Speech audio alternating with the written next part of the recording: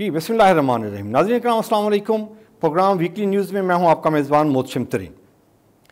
नाज़रीन इकराम, बड़ी ज़बरदस्त खबरें हैं और आपके साथ शेयर करेंगे और आपको मज़ा आएगा। पहली खबर जो है वो ये है कि वाशिंगटन में एक सफारत खाने की बिल्डिंग थी जो यूज़ नहीं हो रही थी और वो खाली पड़ी हुई थी। वफाकी काबीना ने उस पर फैसला दिया है कि ये जो बिल्डिंग खाली पड़ी हुई है इसको बेच दिया जाए। इसका कोई और इस्तेमाल नहीं ज़हन में आया और उस पर बोली लगाई गई और 7.1 मिलियन डॉलर में वो इमारत जो है ना जी वो फ़रोख्त कर दी गई। वाशिंगटन में पुरानी सफारत खाने की बिल्डिंग थी वो फ़रोख्त कर दी गई है। मज़े हैं, पाकिस्तान में पैसे आ रहे हैं और पाकिस्तानी नज़ाद हैं हम हफीज़ ख़ान साहब, उन्होंने ये इमारत ली है। पता नहीं वो इस मलबे का क्या करेंगे।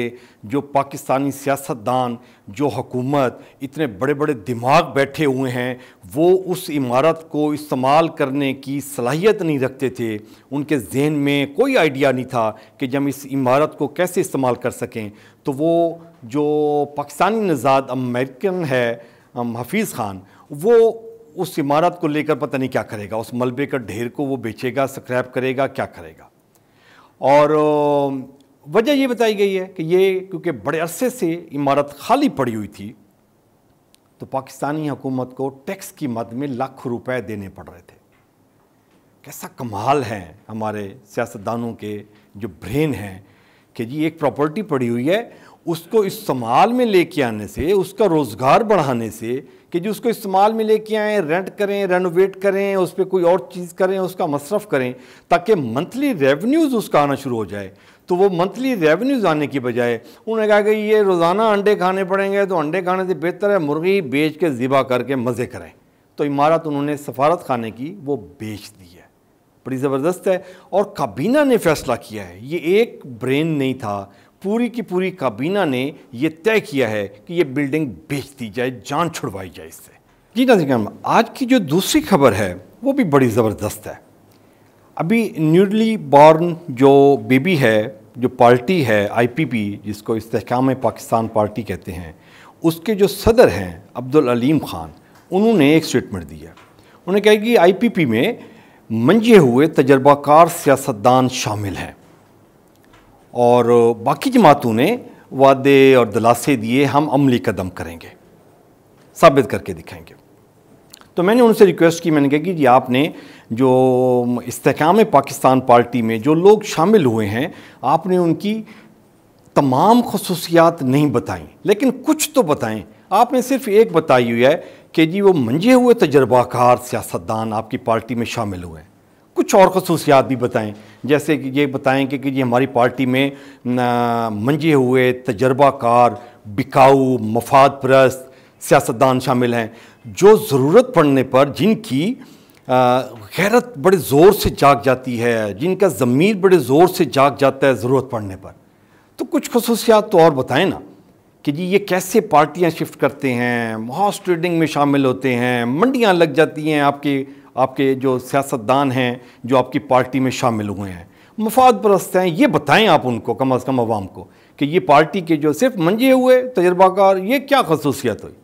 बताएं उनको कि जी ज़रूरत पड़ने पर वो इमरान खान के साथ हैं, ओन चौधरी जैसे, फिरदौस आशिक अवान जैसे, फ़याज़ुल हसन चौहान जैसे बंदे, ये ज़रूरत पड़ने पर मफाद के लिए जब बारी आई तो इमरान खान के साथ मिल गए। फिर जब इनका ज़मीर जागा, नोटों की चमक नज़र आई, फिर ये इस्तेहकाम पाकिस्तान पार्टी में आ गए। बताएं कुछ खसूसियात अपने, ज़रा डिटेल में बताएं अवाम को, ताकि पता लगे कि आपकी पार्टी की जो सियासतदान आपकी पार्टी में शामिल हुए हैं उनकी वर्थ क्या है। नाज़रीन काम, तीसरी खबर है वो भी बड़ी ज़बरदस्त खबर है। हरदिल अज़ीज़ वज़ीर आज़म शहबाज शरीफ साहब वो फरमाते हैं, और ये गोल्डन वर्ड्स हैं उनके, ये सुनहरी हरूफ में लिखे जाने वाले हैं, तारीख़ का हिस्सा रहेंगे और लोग जो है ना जी वो आने वाली नस्लें हमारे वज़ीर आज़म के ये अल्फाज याद रखेंगे। और वो अल्फाज उनके ये हैं कि अगर दयानतदारी से काम किया जाए तो मुल्क व कौम को बहरानों से निकाला जा सकता है।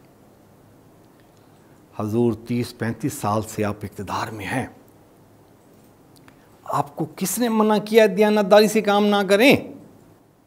یہ جو پولیس ہے اس کو دیانتداری سے کام کس نے کروانا ہے؟ یہ جو قیوم ملک، رفیق تارڑ اور سعید الزمان صدیقی اور رانا شمیم جیسے جو جج صاحبان ہیں، ان سے دیانتداری سے کام کس نے کروانا ہے؟ پٹواریوں سے کام کس نے کروانا ہے؟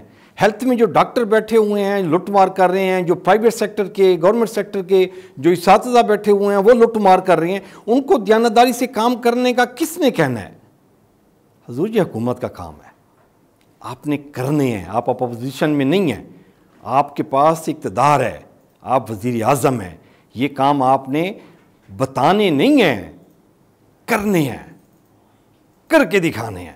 اور آج کے جو ویکلی نیوز ہے اس کی آخری خبر، یہ بھی بڑی زبردست خبر ہے، آپ کو سننے میں مزہ آئے گا۔